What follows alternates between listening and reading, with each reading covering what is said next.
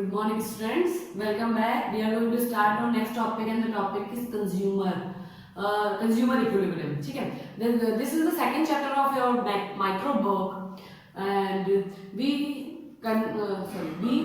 think that what is consumer equilibrium, what is utility, power of utility, satisfaction, इस सब चीजों के बारे में आप यहाँ पे पढ़ने वाले हैं. ठीक है, तो हम स्टार्ट करते हैं कंज्यूमर से. सबसे पहला जब आप पढ़ते हैं कंज्यूमर इक्विलिब्रियम, तो सबसे पहले आपको पता होना चाहिए who is consumer, what is consumer.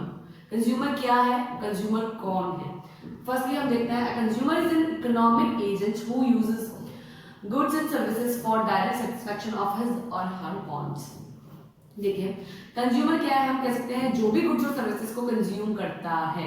Consume का मतलब होता है उसको यूज करता है for their satisfaction, direct satisfaction, वो कंज्यूमर है. सिंपल है कि जो भी गुड्स और सर्विसेज को यूज करता है और उसको डायरेक्टली सेटिस्फैक्शन मिलता है, यानी उसको मॉडिफाई नहीं करना है, डायरेक्टली उसको यूज करने से सेटिस्फैक्शन मिलता है, तो वो जो है वो कंज्यूमर होता है. ठीक है, जो यूज करने वाला है वो कंज्यूमर है. ठीक है, कंज्यूम करने का मतलब यूज करना.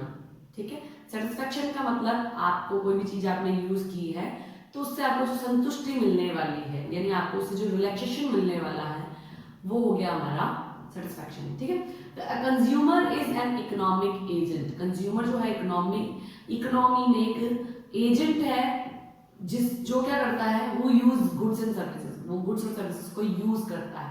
किस लिए करता है, फॉर देयर सेटिस्फैक्शन. फिर वो अपनी इच्छाओं को पूरा करने के लिए जो है उसको यूज करता है, तो वो हो गया हमारा कंज्यूमर. ठीक है, अब एक क्वेश्चन आपके दिमाग में आता होगा कि जब ये कंज्यूमर है तो गुड्स और सर्विसेज बनाता कौन है, वो होता है प्रोड्यूसर. ठीक है, there are two topic, first is consumer and the second is producer. दो ही जने होते हैं, दे आर टू एजेंट्स, हम कह सकते हैं they are two economic agents. First is consumer and the second is producer. Consumers goods और सर्विसेज कंज्यूम करते हैं, प्रोड्यूसर गुड्स और सर्विसेज बनाते हैं. वो जब बनाते हैं तो वो दूसरों की सेटिस्फैक्शन को कंप्लीट करने के लिए बनाते हैं और खुद की जो है वो उनकी प्रॉफिट के लिए बनाते हैं. ठीक है, और कंज्यूमर्स जो है वो गुड्स और सर्विसेज को यूज करते हैं फॉर देयर सेटिस्फैक्शन. तो कंज्यूमर क्या है, इकोनॉमिक एजेंट है, वो use goods and services for their directly satisfaction. Okay, तो ये हो गया हमारा कंज्यूमर. अब नया कॉन्सेप्ट आता है, व्हाट इज यूटिलिटी. यूटिलिटी क्या है, तो ये देखिए यूटिलिटी का हिंदी वर्ड्स जो होता है वो उपयोगिता होता है. यानी कोई भी गुड्स और सर्विसेज को अगर आप यूज करते हो, अगर वो सेटिस्फाई करती है देन इट इज यूजफुल. अगर वो सेटिस्फाई नहीं करती then it is not useful. तो ये सब के लिए अलग अलग हो सकती है. जैसे कि मैं कह सकती हूँ कि मेरे लिए जैसे नॉनवेज है, तो मैं नॉनवेज नहीं खाती तो मेरे लिए वो यूजलेस है, this is not useful for me. तो हम कह सकते हैं कि उसमें मेरे लिए कोई यूटिलिटी अवेलेबल नहीं है. ठीक है, अगर आप यही रख दें टॉफीज है, कुछ कचौरी समोसा ऐसा कुछ नाश्ता है, तो वो अगर मैं यूज करती हूँ and then I also like them, तो ये सारी चीजें अगर मैं पसंद भी करती हूँ तो वो मेरे लिए यूजफुल होगी, चाहे उसकी प्राइस कुछ भी हो, doesn't matter. This is utility की वो सब चीज जो यूटिलिटी है जो मेरे लिए उपयोगी है, जो मेरे को पसंद है, जिसको मैं यूज कर सकती हूँ, जिससे मुझे सेटिस्फैक्शन मिल सकता है, वो सारी चीजें यूटिलिटी हम कह सकते हैं बेसिकली पावर है सेटिस्फैक्शन की. गुड्स और सर्विसेज में जो पावर होती है ना सेटिस्फैक्शन की, वही उनकी यूटिलिटी को डिसाइड करती है. This is the marker, this is not useful for you, this is useful for me.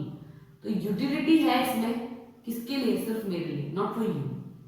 ठीक है, तो यूटिलिटी जो है अलग अलग पर्सन के हिसाब से हो सकती है, बट यूटिलिटी का मतलब ये होता है कि पावर है सेटिस्फैक्शन की. मेरे लिए यूजफुल इसलिए है क्योंकि इसमें सेटिस्फैक्शन होता है मुझसे, मतलब मैं इसको यूज करती हूँ तो मैं सेटिस्फाई होती हूँ. आपके लिए यूजलेस है because you don't have any work for white board और समथिंग. ठीक है, तो ये आता है utility. Utility refer to satisfaction derived from the consumption of a commodity. Utility का मतलब होता है कि कोई भी गुड्स और सर्विसेज जो है उसकी सेटिस्फैक्शन की अगर उसमें पावर है देन इट इज यूटिलिटी, और अगर सेटिस्फैक्शन की पावर नहीं है then it is not utility.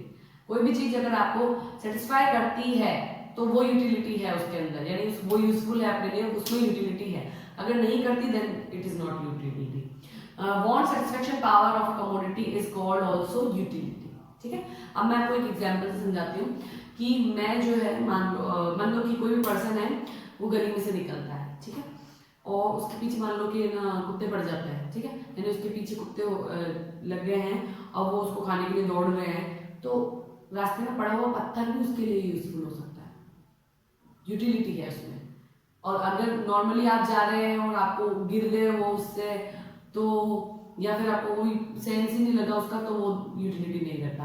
यानी जिस समय पे कोई भी चीज आप यूज करते हो और उस चीज में जो है अगर पावर है सेटिस्फेक्शन की, तो वो यूटिलिटी है, ठीक है। अगर नहीं है power, then it is not useful and it is not utility, ठीक है। बहुत सिंपल है। जैसे कि मेरे को कोई नशा करने का शौक नहीं है, तो जो नशीली चीजें होंगी, जैसे सिगरेट हो सकती है, दारू बीड़ी, ये सारी जो चीजें हो सकती हैं, ये मेरे लिए यूजलेस है, दिस इज नॉट यूटिलिटी, ये मेरे लिए यूटिलिटी नहीं रखती।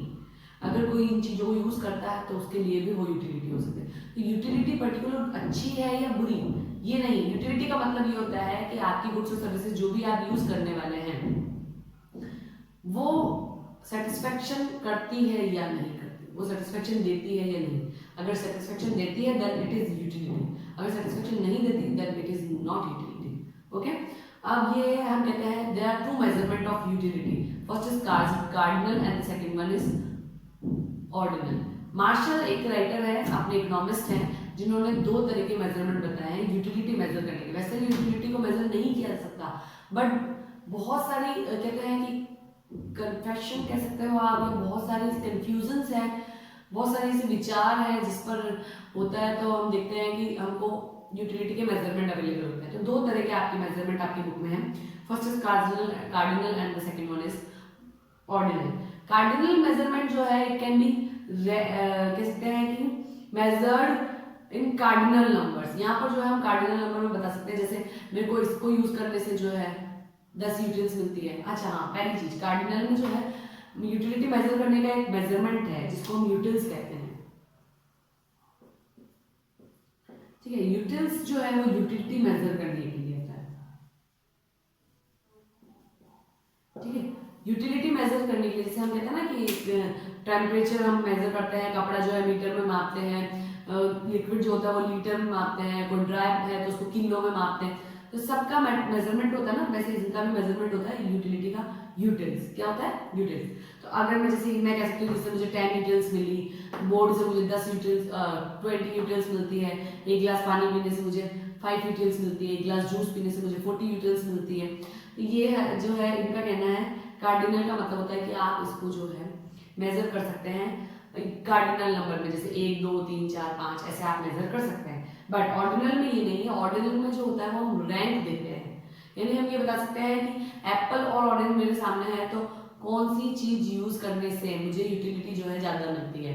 हाई मिल सकती है, लो मिल सकती है, मीडियम मिल सकती है। हम ये कह सकते हैं कि ज्यादा मिली मुझे एप्पल से, कम मिली मुझे ऑरेंज से, या मैं ये कह सकती हूँ कि जो है रैंक में डिसाइड कर सकती हूँ। जैसे 3 चीजें आ गई, एप्पल आ गई, ऑरेंज आ गई, बनाना आ गया और ग्रेप्स आ गए, तो इन चारों चीजों में से मुझे ग्रेप्स सबसे ज्यादा पसंद है, तो मैं कह सकती हूँ कि रैंक है ये फर्स्ट रैंक है, ये सेकंड रैंक है, ये थर्ड है और ये फोर्थ है, ठीक है। रैंक बता सकती हूँ मैं ये बता सकती हूँ कि ये हाई है और ये हो सकता है लो हो, ये मीडियम है, दिस इज ऑल्सो मीडियम। मैं इस तरीके से मेजर कर सकती हूँ, बट मैं यहाँ पर कोई यूटिलिटी का मेजरमेंट नहीं दे सकती। समझ में आ गया? ये आपका था कंज्यूमर क्या है और यूटिलिटी क्या है। इसके आगे जब हम पढ़ेंगे तो वो कंज्यूमर इक्विलिब्रियम से रिलेटेड होगा। ओके स्टूडेंट्स, यहाँ तक आपको कोई प्रॉब्लम आती है then you have to ask. Okay, thank you.